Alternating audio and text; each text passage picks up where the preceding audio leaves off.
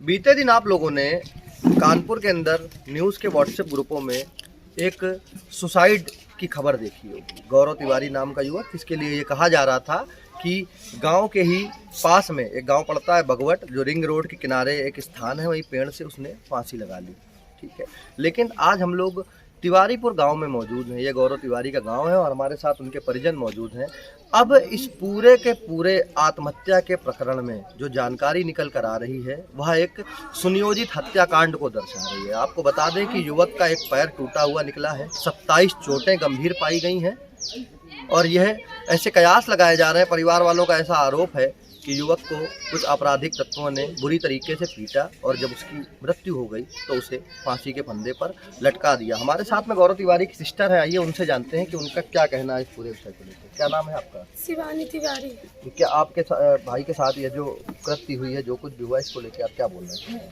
जी sir, उसको लेके गए, विजय घर से लेकर गए थे, उसको वहाँ पे मारा। वहाँ पे भाई को विजय, टोनी, रोहित, सुमित वहाँ पे मिलके मारा। जब वो मर गया हमने उससे पूछा कि मेरा भाई कहाँ, मेरे भाई की गाड़ी यहाँ पे रख कर गए घर में। हमने पूछा कि मेरा भाई कहाँ है, तो कह रहे थे जब भाई मिले तो मिलने देना भाई को, हमको नहीं पता। ये जिन युवकों का आप नाम ले रही हैं, कहाँ के रहने वाले हैं? ये तिवारीपुर का रहने वाला है, इसी गांव के रहने वाले हैं? जी, एक बनी का रहने वाला टोनी तिवारी। अच्छा, टोनी तिवारी बनी गांव का रहने वाला। बनी गांव कहाँ पड़ता है ये यहाँ पे तिवारीपुर के बनी गांव का मजरा है। इन्होंने उसको बेरहमी से मारा मेरे भाई को, फिर इसको फांसी में लटका दिया। सुमित भी नाम है। मेरी जल्द से जल्द कार्रवाई की जाए। अच्छा, इस मामले में अब तक पुलिस ने इस पूरे प्रकरण को, जब पुलिस के संज्ञान में मामला गया, पुलिस इसको किस नज़र से देख रही है? पुलिस बस यही कह रही कि जल्दी से दफनाया जा मिट्टी को, बस और कुछ नहीं। पुलिस ये कह रही है कि 9 बजे तक को तो मिट्टी को 100 को दफना दो और इसके बाद तुम्हारी कार्रवाई होगी। जब हम 100 को दफना देंगे तो हमारी कार्रवाई क्या होगी, आप बताइए। ये पुलिस के दफनाने की बात बोल रही है? जी, हम पुलिस की दफनाने की बात बोल रहे हैं। परिवार का बच्चा है, दफनाने की क्रिया तो होती नहीं हमारे यहाँ। हम तो ये कह रहे थे कि इसको 9 बजे तक या 10 बजे तक का इसकी बॉडी को मतलब अंतिम लगेगी, मतलब इसको दफना दीजिए। अंतिम संस्कार जी, अंतिम संस्कार कर दीजिए और नहीं तो मैं इसको रोक के क्या करोगी।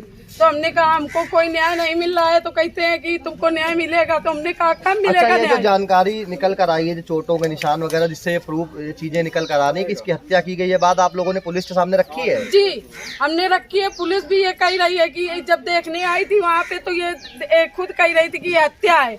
पुलिस खुद कह रही थी कि हत्या है। अब कुछ मतलब सुनाई नहीं हो रही है। इस हत्याकांड में जो लोग शामिल हैं, अब तक उनकी किसी प्रकार की गिरफ्तारी का प्रयास पुलिस के द्वारा किया गया है? नहीं किया गया? नहीं किया गया, कोई सुनाई नहीं है। नहीं कोई वो है कि कोई गिरफ्तारी हो या कोई सुनाई हो। कि उनके घर में एक बार देखने नहीं गए कि यहाँ पे कोई आ रहा है। रात में 12 बजे रात को धमकाने आते हैं, 20 लुंगाड़ा लेके धमकाया है कि तुमको भी मार देंगे। और हमारे छोटे भाई को धमका रहे हैं कि तुमको भी मार देंगे। उसको मारपीट किया है, उसकी बनियान सब फाड़ दिया। कहा लगे एक को दफना दिया, उसको टांग दिया, तुमको भी टांग देंगे। ये बात कौन लोग बोल रहे हैं? यही रोहित, विजय और टोनी और सुमित।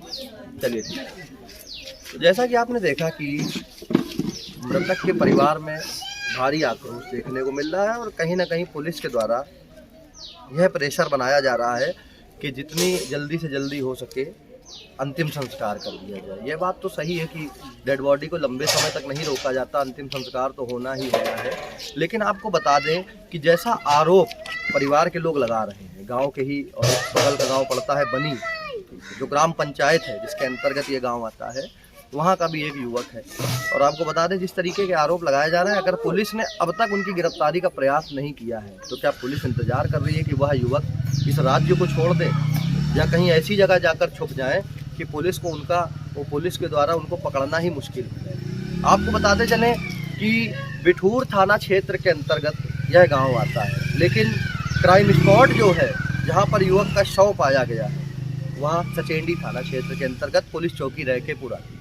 बगल में थोड़ी ही दूरी पर शिवली थाना लग जाता है। वहाँ पर भी अभी कुछ दिनों पहले एक युवक की, जो डीजे का काम करता था, उसकी लाश बरामद हुई थी, लेकिन उस मामले में भी पुलिस के द्वारा किसी भी प्रकार की कोई कार्रवाई देखने को नहीं मिली। उसमें जब पुलिस से बात की गई थी तो पुलिस ने कहा था कि मृतक के परिवार वाले ही नहीं चाहते हैं कोई मुकदमा लिखवाना। लेकिन यहाँ पर परिवार के अंदर जो आक्रोश दिखाई दे रहा है, इससे आप अंदाजा लगा सकते हैं कि यह एक सुनियोजित हत्याकांड है। चाहिए बस, जी। हमको न्याय चाहिए, मेरा भाई ऐसे नहीं उठेगा। जी जी। हाँ। देखिए, परिवार के अंदर काफ़ी आक्रोश है और कहीं ना कहीं परिवार के लोग यह बोल रहे हैं कि उन्हें न्याय चाहिए। अंतिम संस्कार पूरी तरीके से संपन्न उसी स्थिति में हो पाएगा जब पुलिस के द्वारा परिवार को न्याय दिलाने और आरोपियों पर कार्रवाई करने का आश्वासन दिया जाए। इस मामले में आगे कोई भी जानकारी निकल कर आएगी तो आपको स्वराज इंडिया के माध्यम से अवगत करा दी जाएगी। कैमरा पर्सन संदीप के साथ मैं शिवांक अग्निहोत्री, स्वराज इंडिया डिजिटल, कानपुर।